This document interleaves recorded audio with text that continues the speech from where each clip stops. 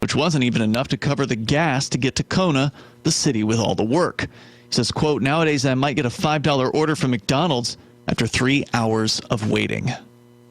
Lawson has a 2-year-old and a pregnant wife who does not work. They were down to eating plain noodles until he visited the food bank and got a bag of potatoes and some carrots. He has set up accounts on all social networks to broadcast his need for work, any work at all. And, of course, a lot more young people are losing their jobs because they're working in, the service industry where there's no one to service.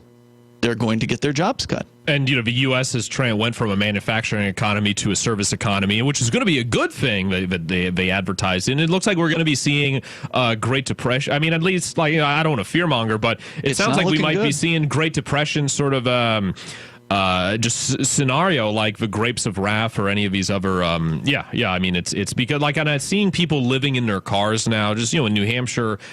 Keene isn't the most well-to-do area, but still, and it's gonna. I mean, I don't know if Americans are going to be able to put up with this because, even though, I don't want to put generalizations, but there's sort of an idea that Americans are spoiled, even spoiled or pampered, at least compared to poverty in the rest of the world. Of course, we're incredibly wealthy compared to a lot of the rest of the world. Well, I wouldn't say we are wealthy. There's just more wealth in the country. Well, no, we are wealthy. If you look at a poor person, a quote poor person in the United States, they probably have a cell phone.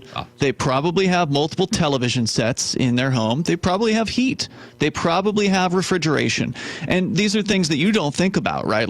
Oh, of course there's a refrigerator here. Of course there's a heater. Of course there's all these things. Well, I wouldn't consider someone to be poor if they did have those. Well, in the United States, almost everyone has those things. Yes. Okay, that's what I'm telling you. They have the poverty line. And what I'm saying is, you look at a poor person today in the United States and compare them to a king in the 1800s or the 1700s or something like that, and they have in a lot of ways more wealth. Now, they don't have servants and certain trappings that the wealthy back then did have. We but have technology. They got air conditioning. We have technology to replace that. And so but that's real wealth. Yeah. And what I'm trying to say is that I think that if this gets any worse, right, if we do end up in a depression in this country, that our standard of poverty is going to be very much similar to in Russia's or other less developed countries, and that's not going to be good. I mean, this place is going to be ripe for was it Weimar Germany, right after the Germans lost the First World War. I mean, it was a hotbed for all sorts of revolutions and coups and such and political instability. And I think we're going to see a rise in violence and danger and crime in this country if we end up in a depression. Yeah, I mean, there's a little bit more here to this story. I mean, it just